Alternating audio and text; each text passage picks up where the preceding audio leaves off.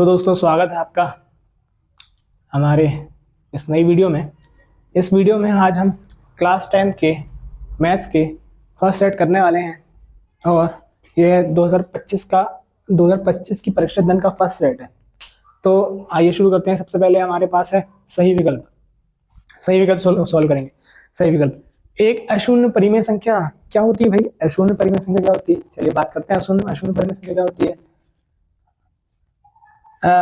शून्य तो आपको पता होगा, शून्य जीरो को बोलते हैं। अशून्य क्या होता है? वो कोई भी नंबर जो जीरो ना हो। अब आती है परिमेय संख्या। तो परिमेय संख्या क्या होती है? चलिए मैं एग्जांपल दे देता हूँ परिमेय संख्या के। जैसे कि 1, 2, 5, -10, 3.5, 1/9, 3/7, ये सारी की सारी परिमेय संख्याएं कहलाती हैं। तो क्वेश्चन बोल रहा है एक अशून्य परिमेय संख्या है, तो परिमेय संख्या आप समझ चुके हैं। अब नेक्स्ट बोला एवं एक अपरिमेय संख्या। अपरिमेय संख्या क्या होती है बताइए? अपरिमेय संख्या, देखिए मैं कुछ एग्जांपल देता हूँ। अपरिमेय संख्या वो सारी संख्याएं जो अंडर रूट में होती हैं और जैसे पाई की वैल्यू और जो शांत दशमलव, अशांत दशमलव, वो सारी संख्याएं अपरिमेय संख्याएं कहलाती हैं। इसके एग्जाम्पल हो जाएंगे कर्णी 3, कर्णी 7 और पाई की वैल्यू हो जाएगी और एप्सिलॉन की वैल्यू हो जाएगी। तो ये सारी वैल्यू जो हो जाएंगी ये हो जाएंगी परिमेय संख्या। तो सही विकल्प पूछ रहा है एक अशून्य परिमेय संख्या और अपरिमेय संख्या का गुणनफल क्या होगा? क्या होगा भाई? चलिए गुणा करके देखते हैं। कोई भी एक संख्या उठा ली, इसकी वैल्यू उठा ली, इसकी वैल्यू उठा ली, इनका गुणा करेंगे। 2 और √7, 2 और √7 का गुणा करेंगे तो कितना आएगा? 2√7। तो ये क्या है? ये क्या परिमेय संख्या है या अपरिमेय संख्या है? देखिए इसमें कर्णी लगी है, इसका मतलब ये अपरिमेय संख्या है। तो फर्स्ट का आंसर हो जाएगा ये एक अपरिमेय संख्या है। नेक्स्ट क्वेश्चन, द्विघात बहुपद के शून्यकों का योग होता है। द्विघात बहुपद का क्या किसको बोलते हैं? द्विघात बहुपद वो होता है जिसके मैक्सिमम घात, ज्यादा से ज्यादा घात 2 है। अगर इसकी घात 2 है तो उसके शून्यक भी 2 होंगे। कोई ऐसा समीकरण जिसकी मैक्सिमम घात 3 है तो उसके शून्यक भी 3 होंगे। अभी यहाँ पे द्विघात बहुपद है, इसके शून्यक, तो इसके शून्यकों का योग होता है, शून्यकों का योग ये होता है -b/a। नेक्स्ट एक और चीज है, वो भी आप ध्यान में रखिए, शून्यकों का गुणनफल।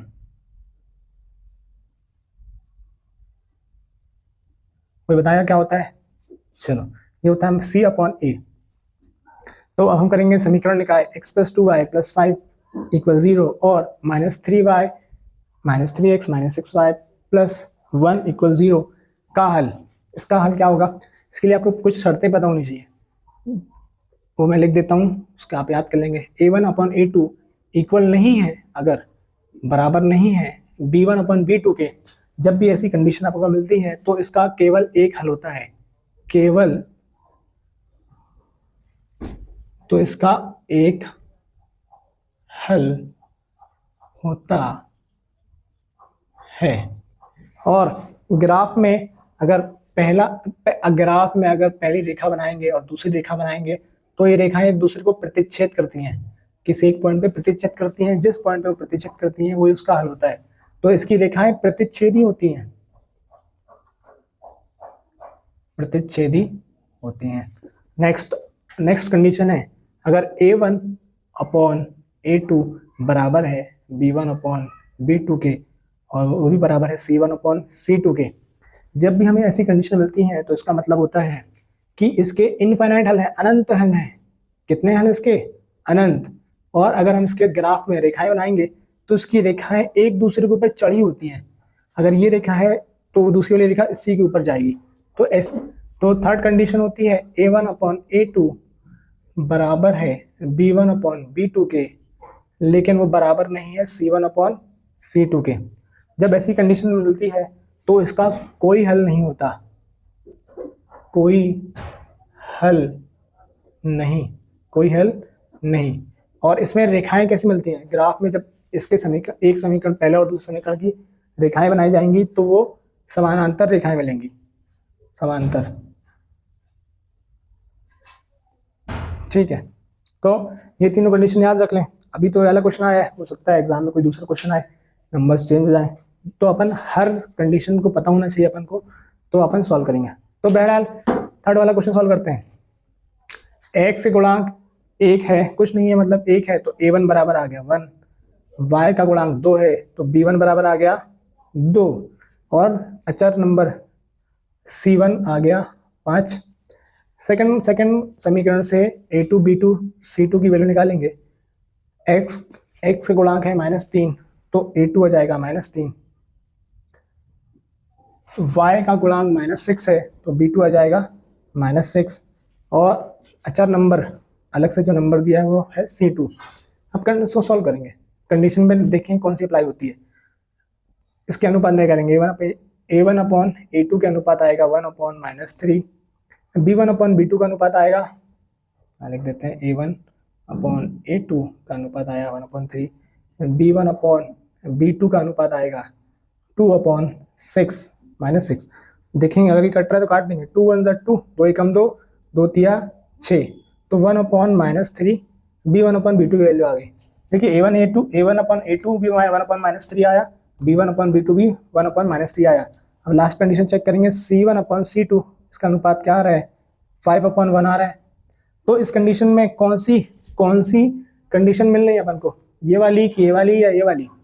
अपन को थर्ड वाली मिल रही है, a1 अपॉन a2 बराबर है b1 अपॉन b2 के, लेकिन c1 c2 बराबर नहीं है। तो अगर ऐसा है तो इसमें कोई हल नहीं होगा। अगर इसका रेखाओं का पूछा जाता तो रेखाएं समांतर होती, a1 अपॉन a2 बराबर है b1 अपॉन b2 के, और जो कि बराबर नहीं है c1 अपॉन c2 के। तो इसमें थर्ड ऑप्शन इसमें क्या लिखा है, कोई हल नहीं, बी वाला ऑप्शन हो जाएगा। चलिए इसको साफ करते हैं। थर्ड क्वेश्चन बोल रहा है, यदि 1/2 वर्ग समीकरण x² + kx - 4/5 का एक मूल है तो k का मान ज्ञात कीजिए। देखिए द्विघात समीकरण यहाँ पर भी है, समीकरण पहले लेते हैं, x² + kx - 4/5 = 0। अगर इसका एक मूल 1/2 है, अगर इस समीकरण का एक मूल 1/2 है तो x वैल्यू आ जाएगी, x की वैल्यू आ गई 1/2, तो x का जहाँ x है वहाँ 1/2 रखने पर ये पूरा समीकरण 0 होना चाहिए। जहाँ x है वहाँ 1/2 रखने पर ये पूरा समीकरण 0 होगा। तो यहाँ पे x है तो यहाँ पे 1/2 रखेंगे, स्क्वायर है तो स्क्वायर लगा देंगे, प्लस k की वैल्यू, k को वैसे लिखेंगे, x की जगह लिखेंगे 1/2 और -4/5। एक मिनट, क्वेश्चन मैंने गलत डाल लिया है, हाँ मैंने क्वेश्चन गलत डाल लिया है, ये 4/5 नहीं है, 5/4 है, 5/4।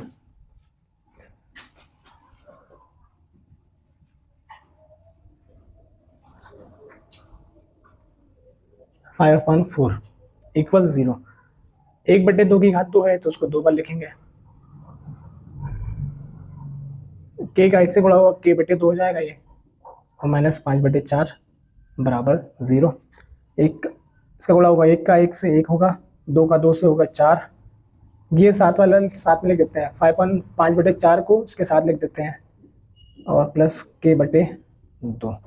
देखिए इसके हर और इसका हर बराबर है, इसका हर और इसका हर बराबर है, तो ये घट जाएगा, तो 1 - 5 4 प्लस k/2 = 0। अगर आपको ये स्टेप नहीं समझ में आया कि परिमेय संख्याओं को जोड़ते घटाते कैसे हैं, परिमेय संख्याओं को अगर आपको जोड़ते घटाते नहीं आता तो लिंक में डिस्क्रिप्शन है, आप वहाँ से जाके चेक कर सकते हैं, सीख सकते हैं कि परिमेय संख्याओं को जोड़ना घटाना गुणा भाग कैसे करते हैं।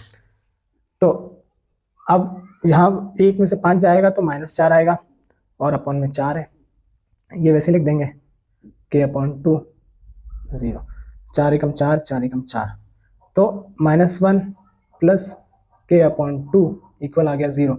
1 का पक्षांतर करेंगे, क्या करेंगे, 1 का पक्षांतर यहाँ करेंगे, माइनस में है तो यहाँ जाके प्लस में हो जाएगा। अब 2 का पक्षांतर करेंगे तो 2/में में आके गुणे में हो जाएगा, तो हो जाएगा k की वैल्यू आ जाएगी 2, k की वैल्यू आ जाएगी 2। तो सेकंड वाले क्वेश्चन में k की वैल्यू आ जाएगा सेकंड, जो कि हमारा फर्स्ट ऑप्शन है। अगर आपको ये समझ में नहीं आ रहा है कि हमने इसको यहाँ पहुँचाया, माइनस क्यों आया, ये 2 को यहाँ पहुँचाया, प्लस क्या हो रहा है यहाँ पे गुणा में क्यों आया, तो आप रैखिक समीकरण वाली हमारी वीडियो देख सकते हैं, चलिए फिफ्थ क्वेश्चन, किसी एपी में यदि ए बराबर 3.5, डी बराबर 0, एन बराबर 101, तब ए एन का मान क्या होगा। देखिए ए एन का मान निकालने का फॉर्मूला होता है, वो होता है ए प्लस एन माइनस 1 डी। तो फॉर्मूले में सारी वैल्यू रख देंगे। ए एन, ए की जगह दिया है 3.5 तो 3.5 रख दिया, प्लस एन की जगह दिया 101 तो 101 रख दिया, माइनस 1, और डी की जगह दिया 0। तो सॉल्व करेंगे। ए एन 3.5 101 से, देखिए 0 से पूरा 0, 101 से 1 गया तो 100 बचा, इंटू 0, इसका मल्टीप्लाई 0 से होगा तो ये पूरा 0 हो जाएगा, ये पूरा 0 हो जाएगा। यहाँ पे आंसर आएगा 3.5। ए एन की वैल्यू आ गई 3.5। चलिए सिक्स्थ क्वेश्चन, यदि r सेंटीमीटर त्रिज्या एवं h सेंटीमीटर ऊंचाई का एक लंबवृत्तीय बेलन, ये बेलन बना लेते हैं पहले, उम्मीद है आप सबसे बेलन बनाते आता होगा, उससे भी थोड़ा बहुत आ जाता है, ठीक है। ये एक बेलन है जिसकी त्रिज्या है r, जिसकी त्रिज्या है r, और इसकी हाइट ऊंचाई दी है h, इसकी ऊंचाई है h का बेलन में एक गोले को ठीक ठीक ढक लेता है। ये एक ऐसा बेलन है जो एक गोले को पूरा पूरा ढक लेता है। इसका मतलब क्या है, इस बेलन के अंदर एक पूरा पूरा गोला आ जाता है, इस गोले के अंदर एक पूरा पूरा गोला आ जाता है। जब इसके अंदर पूरा पूरा एक गोला आ जाएगा तो इस गोले, परीक्षा अध्ययन का हमारा दूसरा क्वेश्चन है, रिक्त स्थानों की पूर्ति कीजिए। पहला रिक्त स्थान है एक द्विघात समीकरण, द्विघात समीकरण आपको पता है जिसकी घात 2 होती है, का में कोई मूल वास्तविक मूल नहीं होते यदि, ये कंडीशन की बात हो रही है। तो द्विघात समीकरण में एक वर्ड आता है विविक्तकर। ये विविक्तकर से हम पता करते हैं कि इसके मूल वास्तविक होंगे या काल्पनिक होंगे। वास्तविक होंगे तो भिन्न होंगे, अलग अलग होंगे, या वास्तविक होंगे तो समान होंगे। तो पहले बस विविक्तकर के बारे में जानते हैं। विविक्तकर, विविक्तकर, तो विविक्तकर होता है b² माइनस 4ac। इसको d से डिनोट करते हैं विविक्तकर को, ठीक है, विविक्तकर को d से डिनोट करते हैं। अब अगर d की वैल्यू 0 से ज्यादा है, अगर d की वैल्यू 0 से ज्यादा है तो किसी भी द्विघात समीकरण के जो मूल होंगे वो वास्तविक होंगे, वास्तविक होंगे और वास्तविक और भिन्न होंगे। भिन्न का मतलब अलग अलग होंगे, वास्तविक और भिन्न। अगर d की वैल्यू 0 के बराबर आती है तब भी इसके मूल वास्तविक होंगे और समान होंगे, वास्तविक व समान।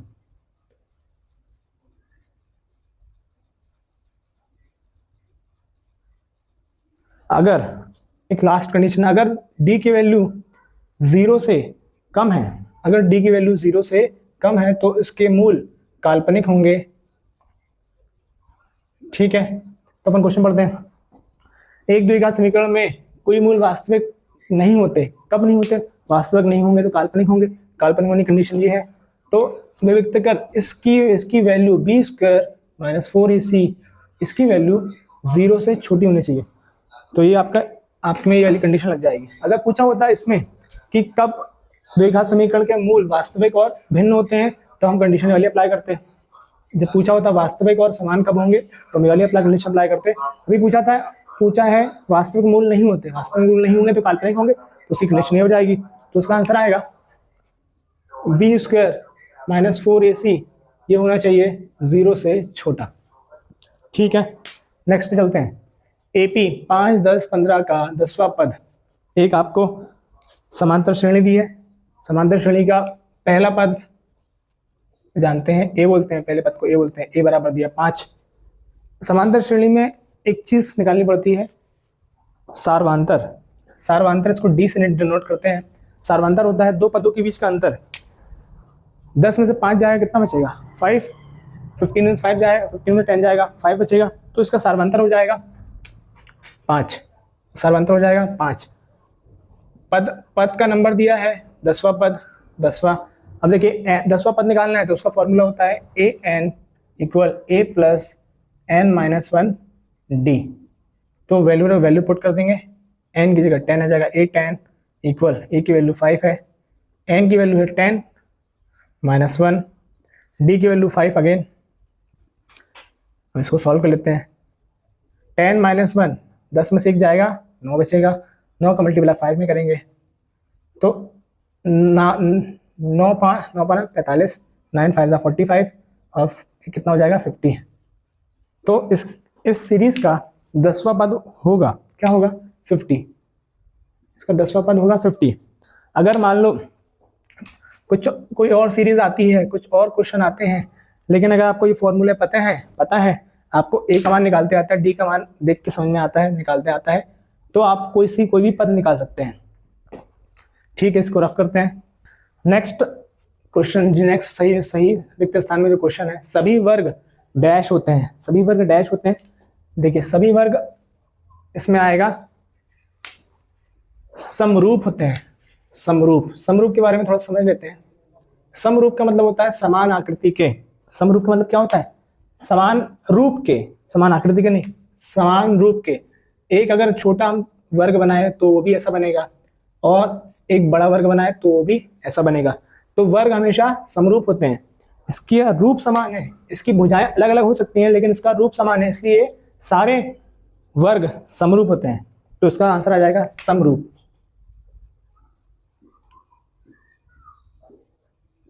समरूप। नेक्स्ट क्वेश्चन, एक रेखा जो वृत्त के 2 बिंदुओं पर प्रतिच्छेद करती है वह डैश रेखा कहलाती है। अच्छा, ये एक मैंने वृत्त बना लिया, इसके बारे में थोड़ा समझ लेते हैं। वैसे याद तो आप लोग आसानी से कर सकते हो लेकिन समझ लेते हैं अपन।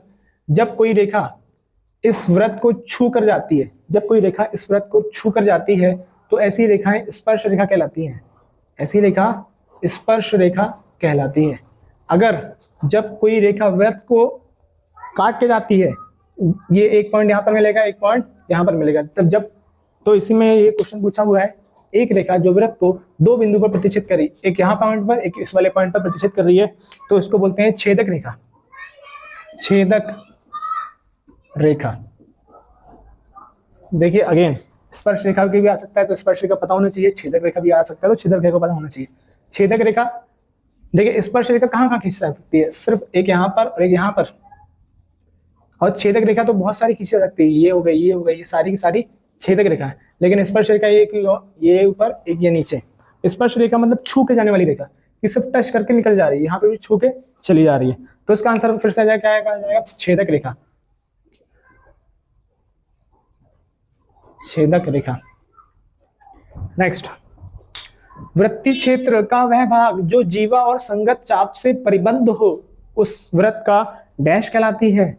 चलिए थोड़ा इसके बारे में समझ लेते हैं। वृत्तीय क्षेत्र, पहले तो वृत्त बनाते हैं, ये अपना बन गया वृत्त। वृत्त क्षेत्र का वह भाग जो जीवा, जीवा क्या होती है भाई? जीवा क्या होती है? जीवा जब किसी वृत्त में कोई लाइन खींची जाती है उसके अंदर, और जो केंद्र से होकर नहीं जाती तो वो जीवा कहलाती है। अगर वो केंद्र से होकर जा रही है तो उसको व्यास बोलेंगे, अगर केंद्र से होकर नहीं जा रही है तो वो जीवा कहलाएगी। तो ये बोलना है क्वेश्चन में, वह भाग जीवा और संगत चाप, जीवा तो ये है और संगत चाप क्या है? ये संगत चाप इसकी ये, और ये हो गई जीवा। तो जीवा से परिबद्ध क्षेत्रफल, ये वाला क्षेत्रफल, ये वाले क्षेत्रफल, इसको वृत्त का क्या कहते हैं? वृत्तखंड कहते हैं। क्या कहते हैं? वृत्तखंड। वृत्तखंड। ठीक है। एक होता है त्रिज्याखंड, एक चीज आगे आप पढ़ेंगे, त्रिज्याखंड। जब किसी त्रिज्या से और उसकी चाप से बना कोई प्रबद्ध क्षेत्रफल त्रिज्याखंड कहलाता है। ये होता है त्रिज्याखंड और ये होता है वृत्तखंड, दोनों में बहुत फर्क है। त्रिज्याओं से घिरा हुआ क्षेत्र त्रिज्याखंड का क्षेत्र कहलाएगा, और जीवा और संगत चाप से घिरा हुआ क्षेत्र वृत्तखंड कहलाएगा। नेक्स्ट क्वेश्चन, एक साथ घटित न होने वाली घटनाएं डैश घटनाएं कहलाती हैं। देखिए जैसे इसको एक एग्जांपल समझेंगे। मैंने सिक्का उछाला, या तो उसमें हेड आएगा या तो टेल आएगा।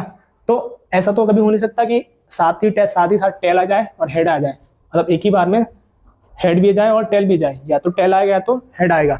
तो ऐसी घटनाएं परस्पर अपवर्जी घटनाएं कहलाती हैं। परस्पर अपवर्जी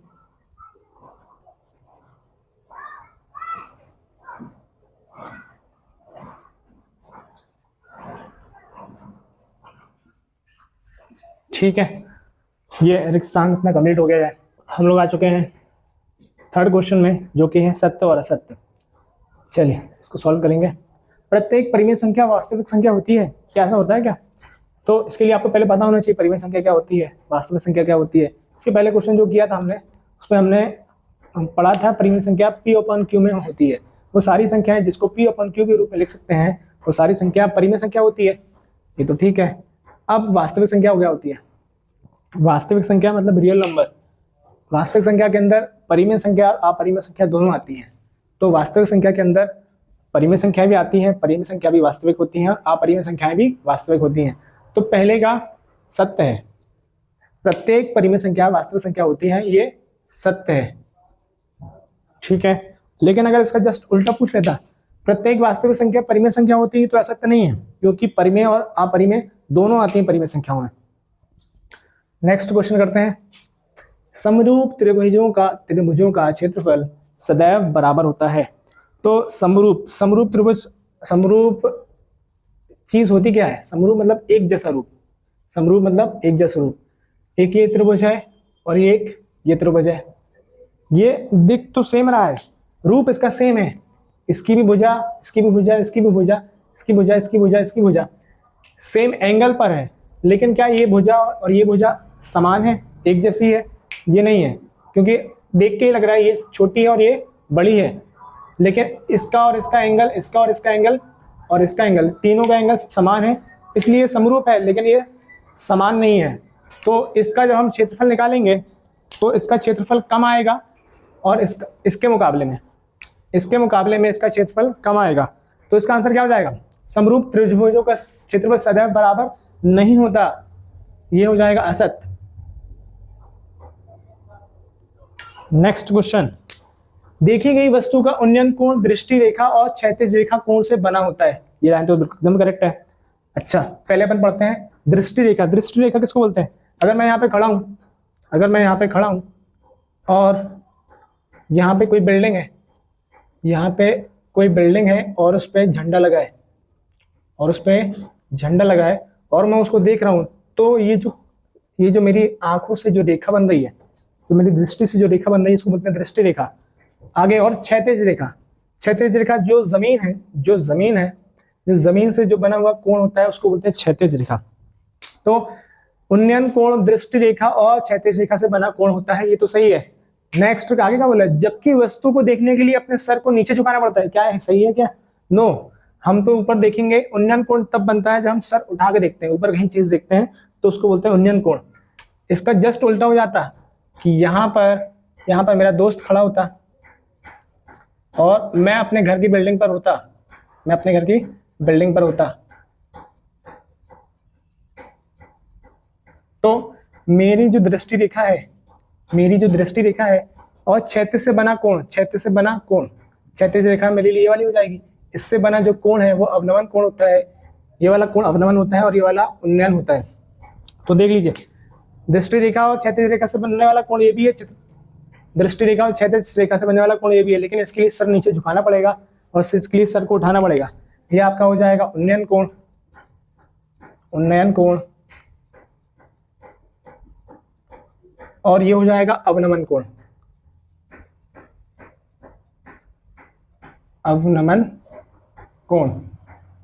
तो क्या उन्नयन कोण में हमें अपने सर को नीचे क्यों झुकाना पड़ता है? नहीं, उन्नयन कोण में हमें अपने सर को नीचे नहीं झुकाना पड़ता है, तो ये असत्य हो जाएगा। नेक्स्ट है, वृत्त को दो बिंदुओं पर प्रतिच्छेद करने वाली रेखा छेदक रेखा कहलाती है। अभी जस्ट हमने इसका फिल इन द ब्लैंक रिक्त स्थान में पढ़ा था। कोई ऐसी रेखा जो वृत्त को दो बिंदु पर प्रतिच्छेद कर रही है, एक बिंदु ये एक बिंदु ये, तो ऐसी रेखा छेदक रेखा कहलाती है। तो एकदम करेक्ट है, इसका आंसर आएगा सत्य। नेक्स्ट, शंकु का आयतन बेलन के आयतन का आधा होता है यदि शंकु और बेलन की त्रिज्या व ऊंचाई समान है। तो क्या ऐसा है क्या? चलिए देखिए, शंकु का आयतन क्या होता है पहले अभी पता होना चाहिए, तो मैं यहाँ लिख देता हूँ शंकु का आयतन।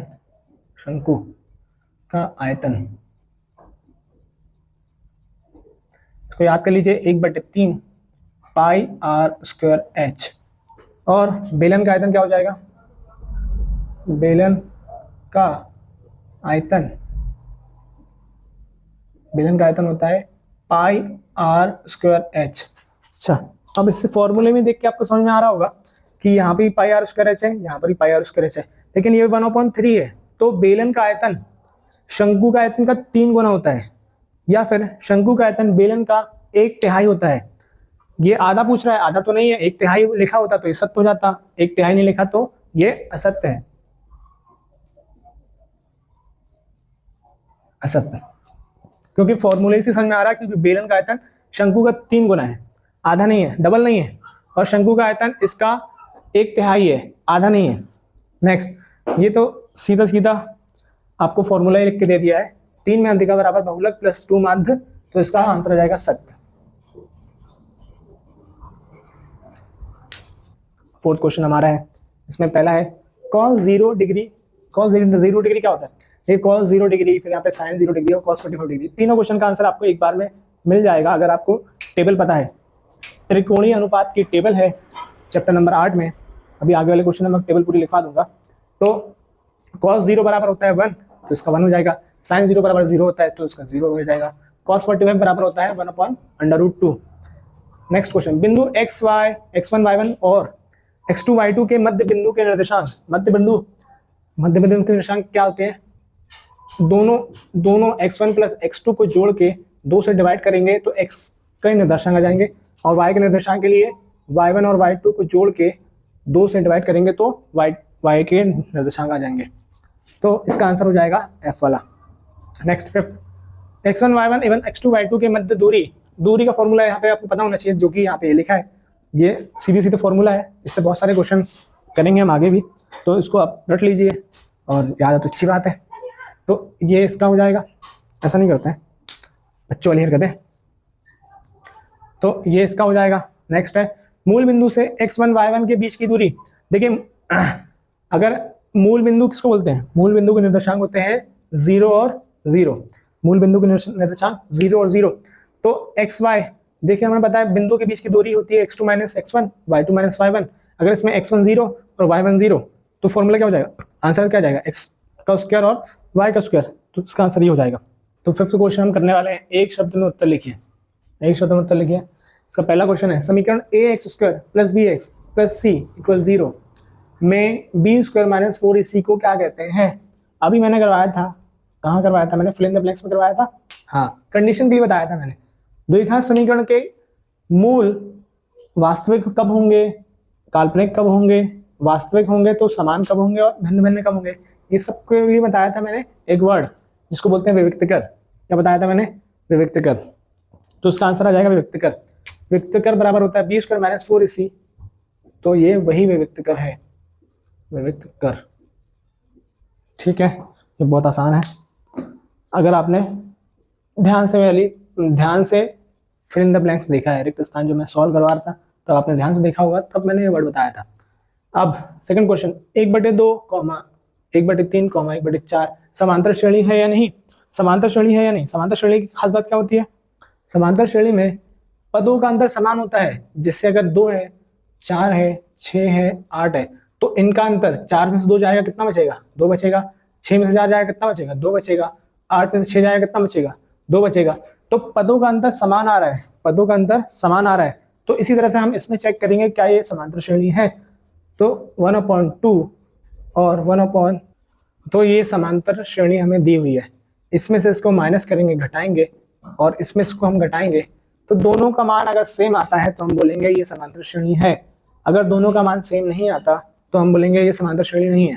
तो घटाते हैं, 1/3 माइनस 1/2। अब देखिए, इसका हर है 3, इसका हर है 2, हर अलग अलग है, तो क्या करेंगे? तिर्यक गुणा करेंगे। 1 का 2 से गुणा हुआ तो 2, माइनस है तो माइनस लगा देंगे। 1 का 3 से गुणा हुआ तो 3, फिर 3 का 2 से गुणा हुआ 6, तो 2 में से 3 गया, -1 आया, और नीचे आ गया 6। इसमें से इसको घटाए तो ये आया। अब इसमें से इसको घटाएंगे, 1/4 माइनस 1/3। तो हर इसका 4 है, इसका 3 है, समान नहीं है, हर अलग अलग है, तो तिर्यक गुणा फिर से करेंगे। 1 का 3 से 3, 1 का 4 से 4, माइनस बीच में है, और 4 तिया 12, तो 3 में से 4 गया, -1 बचा, और बटे 12। तो अब बताइए क्या ये और ये सेम सेम है, अलग अलग है? अलग अलग है। ठीक है, तो इसका और इसका अंतर समान नहीं है, तो ये समांतर श्रेणी नहीं है, तो इसका आंसर आ जाएगा नहीं।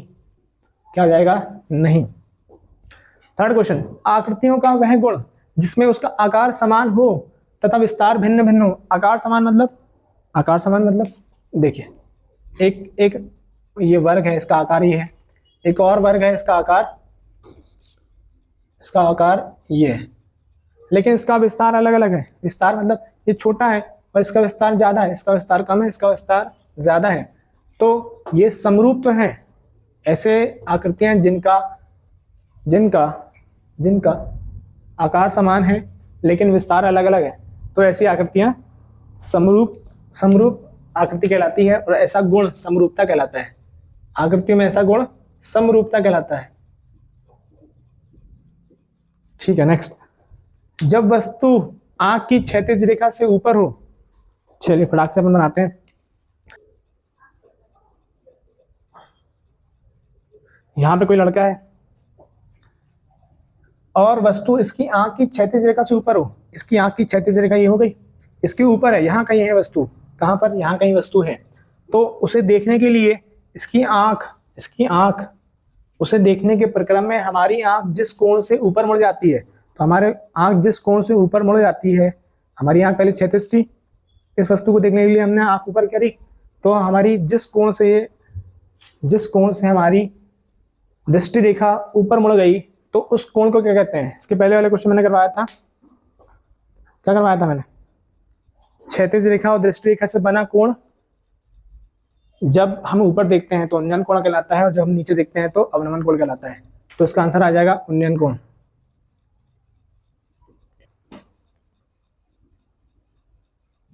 उन्नयन कोण कहलाता है। ठीक है, लास्ट क्वेश्चन, लास्ट नहीं है। त्रिज्या खंड के संगत चाप की माप को क्या कहते हैं? त्रिज्या खंड, पहले तो अब त्रिज्या खंड क्या होता है पहले पता होना चाहिए। ये वृत्त है, वृत्त का सेंटर है, इसकी त्रिज्या से बना हुआ जो क्षेत्र है उसको बोलते हैं त्रिज्या खंड। त्रिज्या खंड के संगत चाप, तो त्रिज्या खंड ये पूरा एरिया है, इसकी संगत चाप ये वाले एरिया इसकी बात कर रही है, चाप है। तो इसकी चाप की माप को क्या कहते हैं? इसकी चाप को माप को कहते हैं चाप की लंबाई। क्या कहते हैं? चाप की लंबाई। ठीक है, लास्ट, एक सिक्के को उछालने पर चित आने की प्रायिकता होती है। तो प्रायिकता क्या होती है? प्रायिकता बराबर होती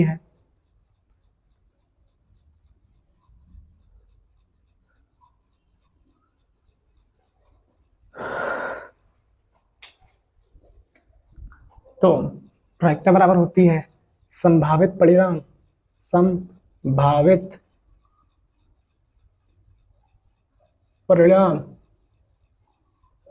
और कुल परिणाम।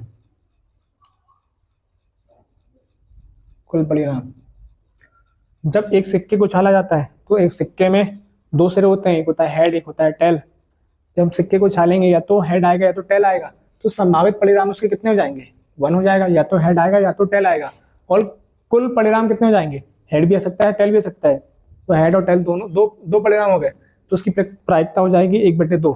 तो इसका आंसर आ जाएगा 1/2। चलिए, ये हमारे सारे ऑब्जेक्टिव हो चुके हैं। अब हम करेंगे इसके क्वेश्चन आंसर। मैं उम्मीद करता हूँ जो भी मैंने आज पढ़ाया है, जो भी आपके सामने बताया गया है, सब आपको क्लियर हुआ हो, और कोई भी डाउट हो तो आप कमेंट बॉक्स में कमेंट कर सकते हैं। तो आज के लिए इतना ही, धन्यवाद। आपका समय शुभ हो, आपका दिन शुभ हो, आपका दिन अच्छा हो, और मेहनत करते रहिए।